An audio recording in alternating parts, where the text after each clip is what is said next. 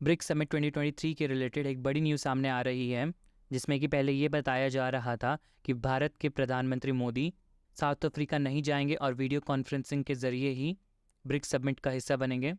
परंतु भारतीय ministry of external affairs के द्वारा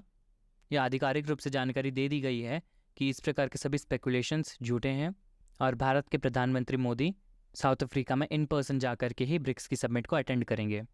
क्या है ये मिसकंसेप्शंस, क्या कुछ मिनिस्ट्री ऑफ एक्सटर्नल अफेयर्स के द्वारा कहा गया है, उन सभी चीज़ों के ऊपर डिस्कस करेंगे। उससे पहले आपका सचेतनता चैनल में स्वागत है। मैं आपका दोस्त अरमान।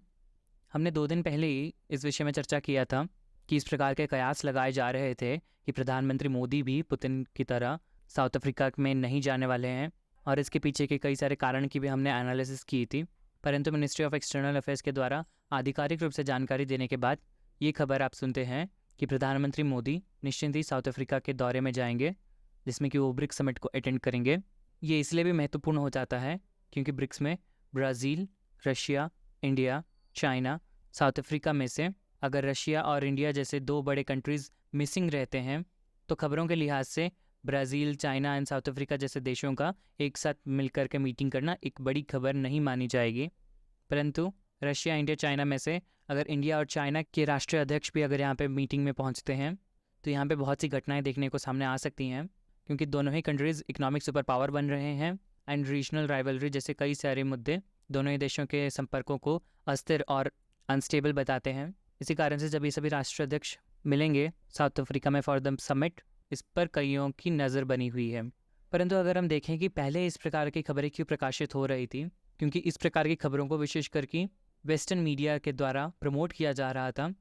जिसको रेफरेंस मान करके कई सारे इंडियन न्यूज़पेपर्स में भी इस प्रकार की खबर सामने आई थी। क्योंकि रॉयटर्स जैसे न्यूज़पेपर का कहना था कि India is not comfortable in the global groupings like BRICS and SCO, क्योंकि यहाँ पे चाइना की डोमिनेंस बढ़ रही है। एंड हाल ही में प्रधानमंत्री मोदी जब यूएस गए थे तो यूएस और इंडिया के अच्छे संबंध होने के कारण उनका मानना था एससीओ की मीटिंग इसीलिए वर्चुअल करा दी गई ताकि भारत में एंटी यूएस सेंटिमेंट्स वाले देश गैदर ना कर सकें। परंतु रॉयटर्स द्वारा दिए गए ये सभी तथ्य आधारहीन हैं।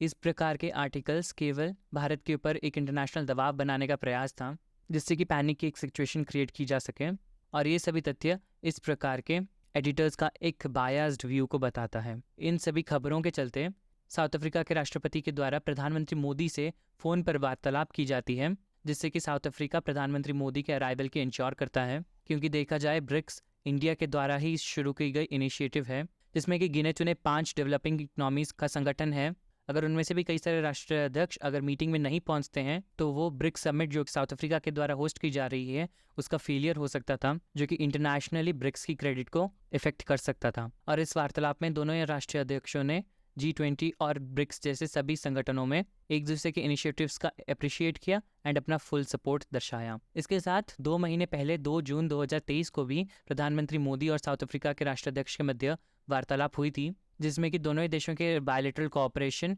Relocation of 12 cheetahs to India, cooperation in BRICS and G20 जैसे कई सारे मुद्दों के साथ रशिया और यूक्रेन के मध्य शांति स्थापित करने के विषय में भी चर्चा की गई थी। अब हम इंडिया के एक्सटर्नल अफेयर्स मिनिस्ट्री द्वारा सामने रखे गए बातों को अगर देखें तो उसमें सबसे पहले ब्रिक्स के एक्सपेंशन के ऊपर अपनी नीति साफ करी गई है, जिसमें कि एक्सटर्नल अफेयर के स्पोक्स पर्सन का कहना था कि India is not against the expansion of BRICS, India is actually waiting for a perfect mandate to welcome other countries. मतलब इंडिया चाहता है कि एक रिलायबल प्रोसेस के थ्रू ही नए देशों को ब्रिक्स में एंट्री देनी चाहिए, ना कि कोई ऐसे कंट्रीज जो कि ऑटोक्रेटिक या फिर बैंक डिफॉल्ट कंट्रीज हो। क्योंकि अगर हम ब्रिक्स की बात करें तो इसमें 41% of the world's population, 24% of the global GDP and 16% of the global trade शामिल है, जो कि ब्रिक्स अलायंस को ग्लोबली एक मेजर स्टैंड देता है। और इसमें लगभग 22 देशों से भी ज़्यादा ऐसे देश हैं जो कि ब्रिक्स के एक्सपेंशन की वेट कर रहे हैं और वो ब्रिक्स से जुड़ना चाहते हैं। इस सभी के मध्य केवल ब्राज़ील ही ऐसा एक देश दिखाई पड़ता है जो कि ब्रिक्स के एक्सपेंशन के विपरीत खड़ा है, क्योंकि ब्राज़ील का मानना है कि नए देशों का ब्रिक्स से जुड़ने से ऑलरेडी एग्जिस्टिंग देशों के स्पेस का शेयर घटेगा एंड ऑल्सो अगर ज़्यादा देश इस ग्रुपिंग के साथ जुड़ते हैं सो पॉसिबली जिस मोटिव के साथ ब्रिक्स को शुरू किया गया था मे बी उसकी डायरेक्शन बदल जाएगी and the structure of the BRICS में गेट इफेक्टेड। इसके साथ ब्रिक्स करेंसी के ऊपर अपडेट ये दी जा रही है, कोई खास पहल ब्रिक्स करेंसी के ऊपर नहीं की जाएगी, क्योंकि ब्रिक्स राष्ट्रों के द्वारा अभी किसी भी नई करेंसी के ऊपर शिफ्ट होने के लिए थोड़ा सा रिलेक्टेंस दिखाया गया है एंड वो इस चीज़ को शायद डिले करते हुए दिखाई देंगे। परंतु इसके ऊपर भी जो कुछ भी अपडेट रहेगी हम उसको लेकर के आपके सामने प्रस्तुत होते रहेंगे। इस वीडियो के लिए इतना ही। आपका सचेतनता चैनल में आने के लिए धन्यवाद। See you in the next video. Thank you.